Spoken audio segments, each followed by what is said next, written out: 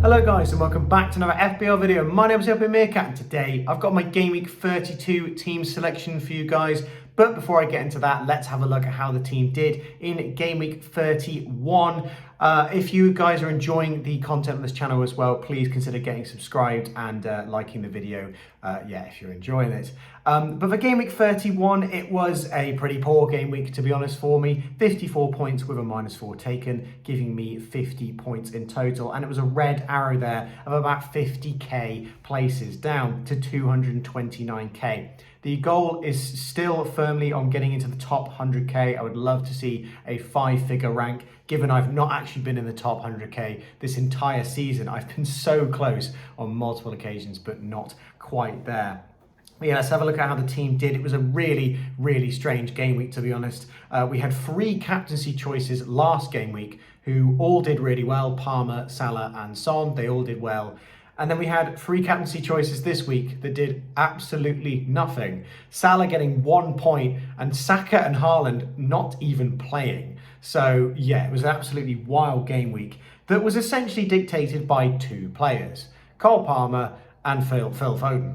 If you didn't have one of them, then you probably didn't do very well. If you had both of them, you did pretty well. If you captained one of them, you did incredibly well. So yeah, that's basically how the game week went.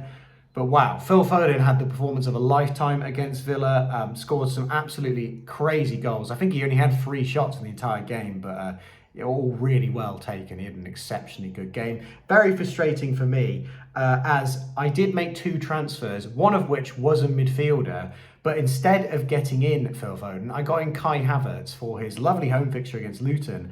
And when I saw Saka was not even in the squad, I was like, oh no, I'm not going to have Saka points. But I did think, oh wow, I've actually got an Arsenal attacker in Havertz. This could be really, really good for me. No, Havertz got 1 assist. He looked very lively. He also got a yellow card, which is annoying. I think he's actually got quite a few yellow cards now. I might need to check how many he's on.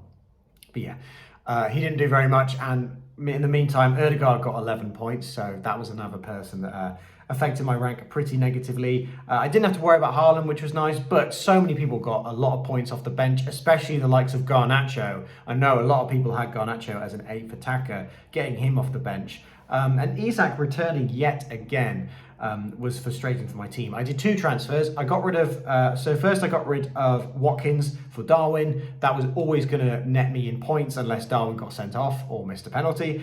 So that's a +6 on that, which is quite nice. And then I took a -4 to get rid of Maddison for Havertz.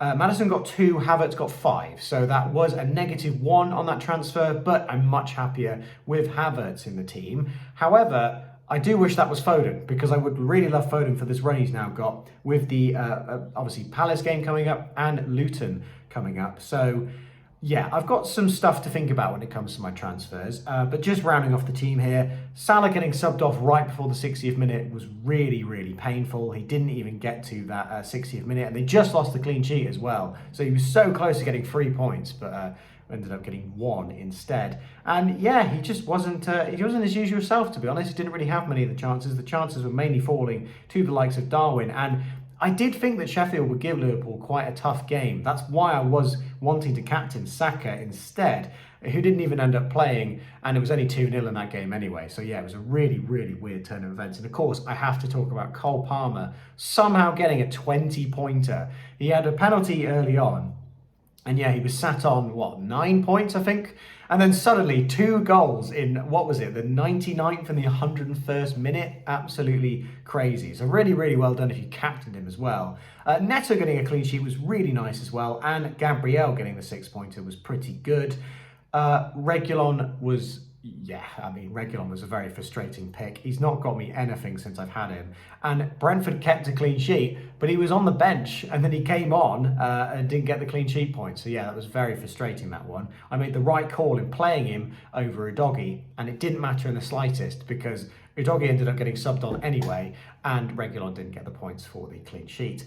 Robinson as well, honestly, 3 goals conceded for Fulham. I don't know what's going on with them, but I'm amazed that the only points I got from Robinson was the game against Spurs.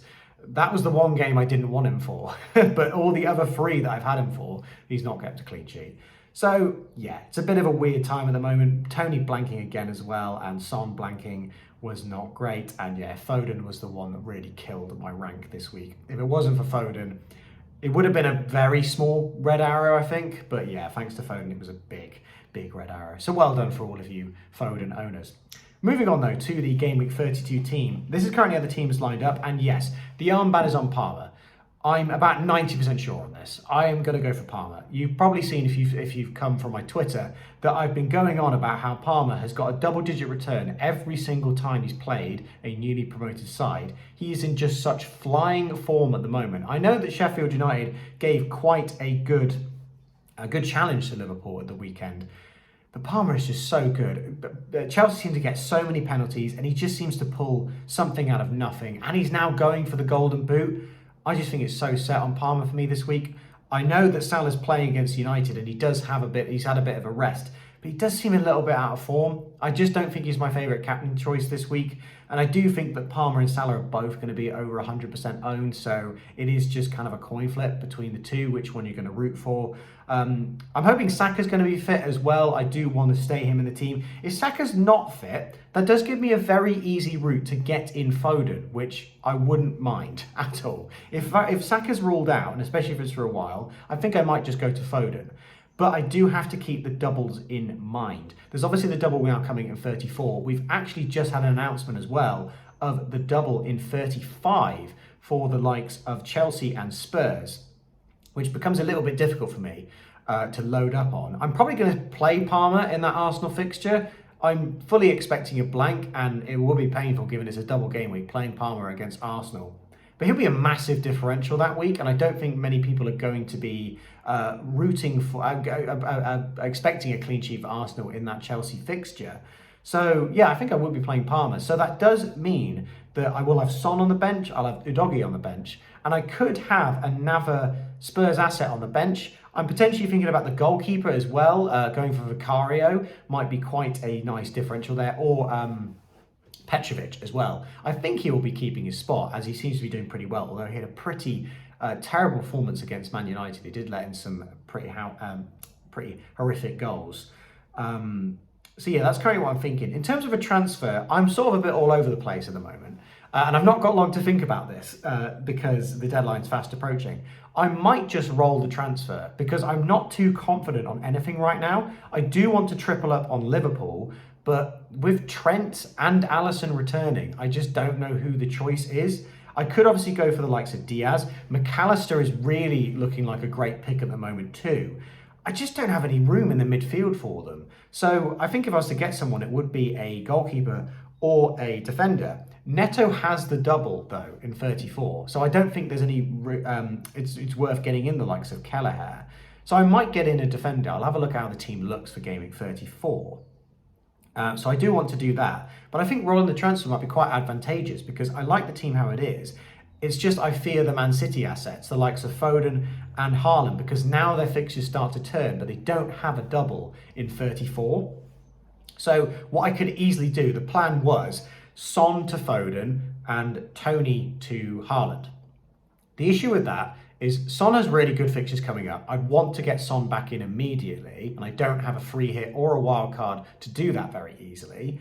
And not only that, Tony's then got Sheffield United and Luton coming up. Now, he's been absolutely terrible to own since I've had him, but those are two really good fixtures, and he could definitely bounce back in those two, and he'll be a massive differential for me because most people have now gone for the likes of Isak, who has been massively outperforming him, I will say. So it's really tough. I don't really know what to do in terms of transfers. The other thing as well is the defence. I'm currently playing Reguilon against Villa. That doesn't feel like a clean sheet at all. There's Robinson against Newcastle at home. Again, doesn't feel like a clean sheet at all. I've currently got Doherty last on the bench. Home to Bournemouth might be all right. Luton don't seem to be keeping clean sheets, but they do have nice attacking output. And there's also Morris making a case for being played as well. So yeah, I'm a little bit all over the place in terms of what team I'm going to be fielding. And I've only got today to decide. I'm having to make this video quite quickly because I'm busy the entirety of Friday to hopefully edit this and get it out for you guys. Hopefully you're seeing this Friday evening. But at least the only set thing I've got is Palmer captain. He's definitely going to be my captain, 100%. I think we can completely ignore the fact he cost 6 million at this point because his output has been ridiculous. I think since his debut in Game Week 7, I think he's the highest point scorer in the game. I think he's about 6th at the moment, maybe 7th overall, but yeah, he is absolutely ridiculous. And against Sheffield United, he did really well in the reverse fixture. I think he'll do really well again. And yeah, it's definitely a 50-50 between Palmer and Salah, but yeah, I think I'm definitely, okay, I'm 90% on Palmer. That's where my armband is going to end up. As for the rest of the team, I have no idea. I might be taking a -4. I might be rolling the transfer. I really don't know. And this doesn't seem the kind of week to attack massively. So I think I'm just going to leave it how it is. If I'm going to be making a move, it's either going to be Foden and Haaland in. If Saka's injured, probably Foden straight in. And then if we get some news about a Liverpool defender, I might go there just because I'm not really liking the look of my defence. I want to keep Reguilon about though because he's got the good fixtures coming up. And I'm assuming he's going to start playing again. He might be a get rid just because he has potentially become a rotation risk. But yeah, it's looking a bit rough for me in terms of the defence. Moving on to the mini league team of the game week, Nick Gledhill here with 91 points, an exceptionally good score. A game week rank somehow 134,000, which is very high given how good of a score this is. Kind of tells you how swingy of a week this was. If someone triple captained the likes of Palmer and Foden, they were absolutely flying. But Nick didn't do this at all. He did have Saka and Haaland, so he had the vice captaincy on Palmer, which was pretty incredible. He didn't even have Salah in the team, and he didn't vice captain Saka. Thank goodness for him. So yeah, a massive score there from Palmer with the captaincy. I think his one transfer as well. I think he got in Ben White as well. He doubled up on the Arsenal defence, which worked out for him very nicely. He's got 0 Liverpool actually looking at it, so that's worked out for him quite well this game week. Double up on the Everton defence as well. I think he must have had Branthwaite coming off the bench looking at this team. But yeah, really, really nice score of 91. By far the top score in the mini league, I think purely based on that captaincy on Palmer. So really, really nice. Bowen as well, ticking over nicely. Yeah, a relatively solid team. And in terms of the mini league leaderboard, it's not actually changed at all. So yeah, no point really showing that this time around. It's exactly the same as it was last game week, but I have kept track of those teams that did get a top 10 finish, and obviously Nick gets his first gold medal. But I hope you've all enjoyed. Please leave the video a like if you are enjoying this kind of content, and yeah, I'm glad I managed to get out this video in time for you guys. But yeah, I'm going to go and enjoy the rest of my day in the lovely weather that we've got today. I'm hoping for a green arrow. I'm really hoping to get into the top 100k come the end of the season. I still have my bench boost, currently looking to play it in game week 37, but I might very much play it earlier if my team is just looking good one week. I actually need to have a look at how a bench boost 35 now looks, given that the double has gone in for Spurs and Chelsea. I think I'm going to have quite a benching headache that week, so I'm going to have a look at how my team is shaping up for that game week. But yeah, I hope you've all enjoyed, and I'll see you in the next FPL video.